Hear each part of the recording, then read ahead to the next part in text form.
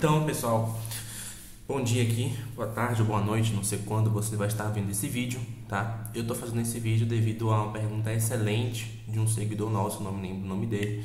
Já agradeço desde já, a gente gosta desse tipo de pergunta mais profunda, mais importante, etc. Eu, para você ter noção, tô aqui entupido de coisas aqui junto de mim para poder responder essa pergunta com plenitude, né?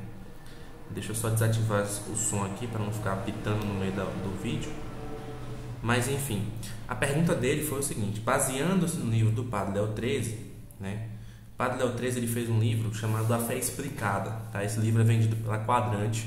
Inclusive eu recomendo que quem tiver dificuldade com o catecismo leia ele antes, tá? Leia, dê uma estudada, anote as coisas, etc. Porque ajuda muito, tá? Ajuda muito a ter esse caminho. Melhor do que você pegar um YouCat ou sei lá, outra coisa assim. Porque geralmente esses livros assim, tipo o YouCat, eles são só resumos do catecismo. O resumo ele não ajuda, né? Pelo contrário, ele atrapalha, né? Entenda uma coisa: quanto mais condensado é um texto, quanto mais um texto ele é... Como é que eu posso dizer, meu Deus? Quanto mais um texto é condensado, ou seja, ele está mais minimizado, né? Ele economiza palavras, mais difícil você tem, né? Mais difícil é lê-lo, né? Então, por isso que é melhor você pegar primeiro o catecismo amarelo, que é o que eu indico, depois o catecismo de São Pio X, por conta desse problema, da condensação do conteúdo que está ali, né? Hoje a gente não tem mais um intelecto preparado para lidar com isso. Quando São Pio X escreveu esse catecismo, as pessoas ainda tinham um grau de inteligência, ainda tinham um grau de perspicácia, tá? Não se ofendam com o que eu estou falando, isso é uma descrição, um raio-x trágico da nossa era, tá? Então vamos lá, chega de enrolação, vamos para a pergunta. A pergunta foi o seguinte, ó, ele se baseou num trecho do Léo XIII, que ele diz o seguinte: o Léo XIII ele fala que o homem, né, a alma e o corpo se infundem e formam um ser só. Ele perguntou: olha, se a alma e o corpo faz isso, por que é que só a alma que peca, né? Então vamos tentar identificar, que é um erro nessa pergunta e é um erro também na identificação que ele teve lá no livro do Léo XIII. Eu estou sem um livro físico aqui, então eu peguei uma versãozinha em PDF bem rápida. Ele fala na página 41, quando ele vai descrever o que é o homem, ou seja, isso faz parte da antropologia cristã. É importante entender isso, porque entendendo o que é o homem dentro do cristianismo, todas as outras noções de pecado, salvação, virtude, essa loucura que vocês ficam aí às vezes, o que é pecado, o que é pecado, tudo isso, né, é o que você tem base para, através dessa definição inicial. Por isso que está logo no começo, né? Então ele vai dizer aqui, ó, eu vou ler para vocês o trecho. Ele diz assim: o que é o homem? Ele fala: o homem tem corpo, mas é mais que um animal. Como os anjos, o homem tem um espírito imortal, mas é menos que um anjo. No homem se encontra o mundo da matéria e o do espírito. Alma e corpo se fundem numa substância completa que é o ente humano. O corpo e a alma não se unem de modo circunstancial. O corpo não é como que um instrumento da alma, algo de parecido a um carro para o seu condutor.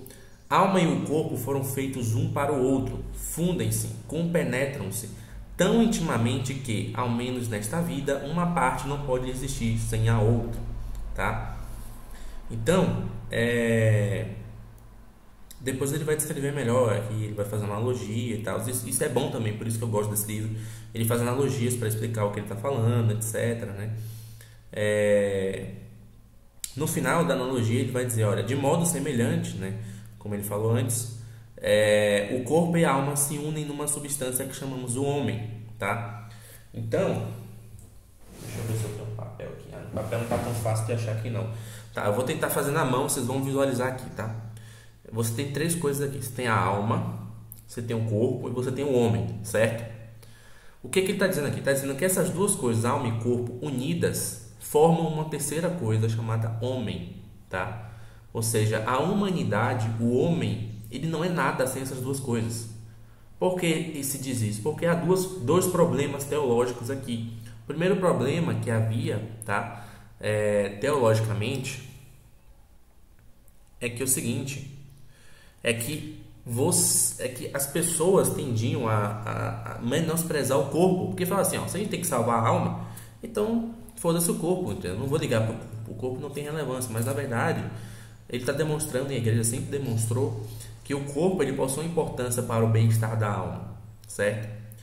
E vice-versa também, já aconteceu isso também, menosprezar a alma em detrimento do corpo. Aliás, hoje é o que acontece, né? É o mais comum que acontece. Só você vê o Covid aí, né? As pessoas estão mais preocupadas com a saúde do seu corpo do que com a saúde da sua alma. As pessoas aceitaram passivamente ficar mais de 4 meses sem confissão, sem sacramento, apenas para manter a segurança do corpo. Então, quando ele faz a descrição, primeiro, ele está descrevendo catolicamente o que é a humanidade, o que é o homem, e ao mesmo tempo, ele está impedindo que se caia nesses dois extremos, de desvalorizar o corpo em detrimento da alma e desvalorizar a alma em detrimento do corpo, que são em si a definição do que é o homem, do que é a humanidade, do que é o ser humano, tá? O catecismo, eu vou abrir o catecismo aqui também, ele tem nos trechos 3.362 e no trecho 300 a 364 ele vai explicar sobre isso também. Vamos ver aqui o que ele diz. A pessoa humana, criada à imagem de Deus, é um ser ao mesmo tempo corporal e espiritual. O relato bíblico expressa esta realidade com a linguagem simbólica, ao afirmar que o Senhor Deus tomou o ser homem com o pó do solo, soprou-lhe nas narinas o sopro da vida, e ele tornou-se um ser vivente. Portanto, o homem em sua totalidade é querido por Deus. Muitas vezes na Sagrada Escritura o termo alma designa a vida humana, ou a pessoa humana inteira. Entretanto, designa também o que há de mais íntimo no homem, e o que há nele de maior valor. Aquilo que mais particularmente faz ser imagem de Deus, alma, significa o princípio espiritual no homem. O corpo do homem participa da dignidade da imagem de Deus. Ele é corpo humano precisamente porque é animado pela alma espiritual. É a pessoa humana inteira que está destinada a tornar-se no corpo de Cristo, o templo do Espírito, né? Aqui ele vai citar a carta de São Paulo não. Ele cita uma constituição apostólica, não me lembro o nome aqui, tem uma sigla, não me lembro da sigla, o que significa essa sigla, mas ele diz assim: a unidade de corpo e de alma no homem, por sua própria condição corporal, sintetiza seus elementos no mundo material, que nele assim atinge sua plenitude e apresentam livremente ao Criador uma voz de louvor. Portanto, não é lícito ao homem desprezar a vida corporal. Ao contrário, ele deve estimar e honrar seu corpo, porque é criado por Deus e destinado à ressurreição, ao último dia. Então, é como o Léo 13 está falando aqui, tá? Só que é o seguinte, o questionamento do nosso amigo é o seguinte, se há essa união indivisível entre corpo e alma, por que é só a alma que peca, tá? Bom, aí a gente vai ter que entrar no conceito filosófico aqui, de forma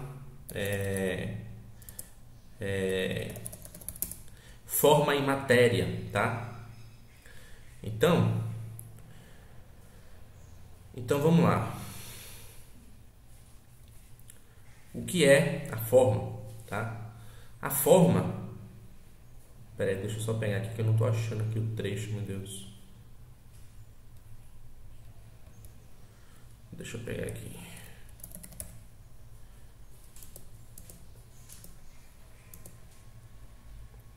Tá. A forma, o princípio determinado em si próprio, mas que é determinado em relação à matéria.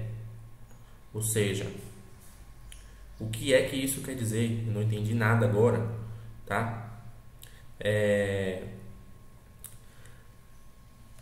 A forma, tá? Ele define o que é o objeto, entendeu? Então, por exemplo, uma cadeira, ele possui uma forma. Como é que você olha para um objeto e identifica uma cadeira? Você capta nele a forma dele. Você capta que tem um tampo e que tem um sustento embaixo. Tanto é que o que as pessoas tendem a fazer às vezes? Usam um tronco como cadeira, por exemplo. Pega um pedacinho, um toquinho de tronco e senta em cima. Porque ele está definindo, ele está pegando o quê? Ele está pegando uma coisa, tem uma forma A e transformando em uma forma B. Então está pegando uma árvore que tem uma forma específica e está transformando em uma forma B, que é a forma de cadeira. Então você capta a forma dos objetos. Só que o que acontece? A forma dos objetos ela depende do material que está ali inserido. Não tem como você fazer uma cadeira de água ou de vento, porque uma matéria para fazer a cadeira, a matéria para que aquela forma se encaixe, precisa ser de um determinado tipo específico. Então, quando você vai falar de corpo e alma no ser humano, corpo é a matéria do homem, né?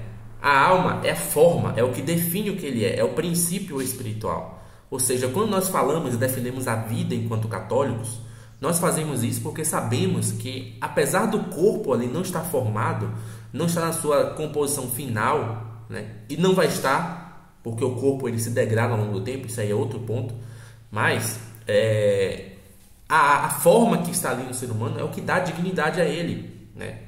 Por isso que não dá para você definir, não é vida no começo, não é vida no final, porque você vai estar definindo, você vai estar destruindo o corpo, a dignidade humana como um todo, porque ele não reside no corpo, não reside na matéria, ele reside na forma, que é a alma. Então a dignidade humana reside na alma humana. A alma tem essa união com o corpo. Só que o que acontece? É próprio da alma, tá, humana, certas coisas específicas. Ela vai lidar com certas coisas específicas. Bem como é próprio do corpo, tá? E bem como haverão coisas que vai mesclar uma com a outra. Então, por exemplo, se você pensar na fome, você vai ter a fome que vai ser uma necessidade do seu corpo. A fome em que você precisa comer, tá? Para poder saciar uma necessidade de energia, de substância do seu corpo. Mas você também vai ter a fome que pode ser oriunda de uma ansiedade. A ansiedade é própria da alma, não é?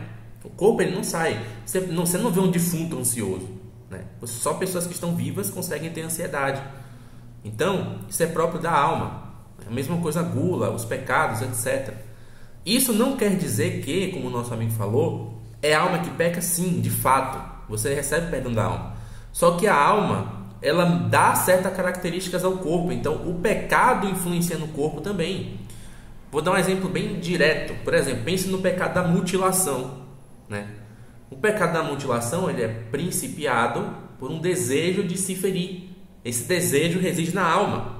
Só que a consequência dele vai dar onde? No corpo. Entendeu?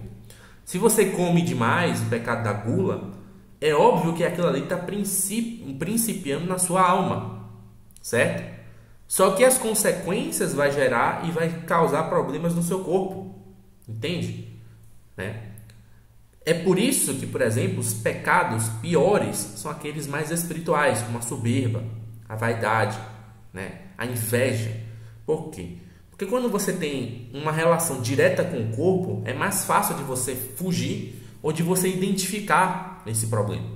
Quando é algo espiritual, é muito mais difícil você identificar. Você precisa de um grau de conhecimento próprio muito maior do que você teria de perceber, sei lá, eu estou pecando contra a castidade ou não, eu estou pecando contra a gula ou não, pecando contra a gula ou não, pecando com a gula ou não, né? Então é mais ou menos isso, né?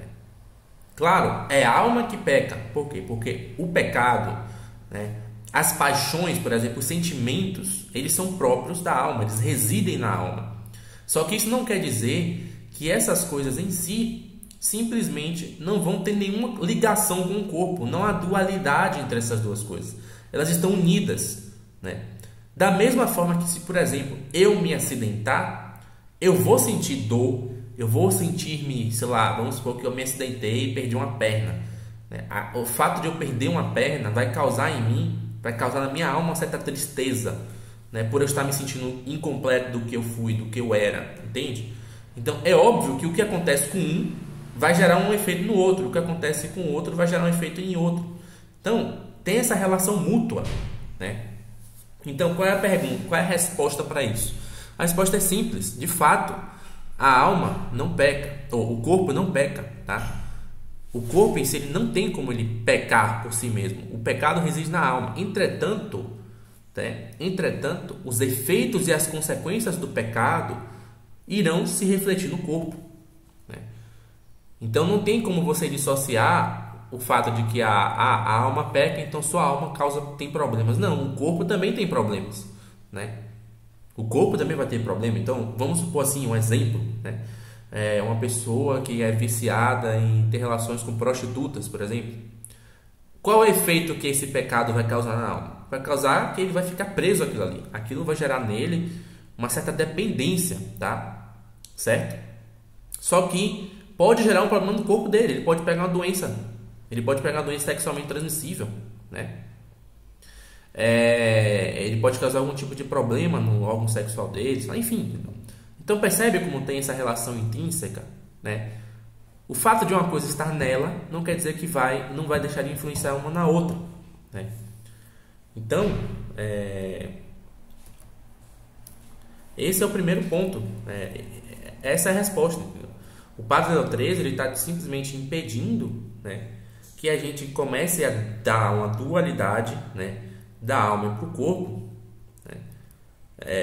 Criar essa dualidade, assim, tem a alma, tem o corpo, então tem que focar em um e esquecer o outro, e vice-versa, né, que na verdade é algo próprio da doutrina da igreja, tá? Mas em nenhum momento ele está dizendo que o corpo está livre da influência do pecado, pelo contrário, né? Os sentidos, por exemplo, que afloram as paixões, têm relação direta com o corpo. Então, o tato, o paladar, a visão, entendeu? Então, não tem como você pegar e dissociar uma coisa da outra, né? Então, é mais ou menos isso. Eu espero que tenha sido respondida a pergunta. Continue assim, pergunta assim, bem feita, bem elaborada, com base no livro, é porque a pessoa está realmente estudando, ela tem interesse, né? E muitas vezes esse tipo de resposta vai exigir esse tipo de pergunta, vai exigir esse tipo de resposta, um vídeo, às vezes até uma live, né? Enfim. Então é isso. Abraços, espero que todos tenham entendido, né? Fiquem com Deus e até mais.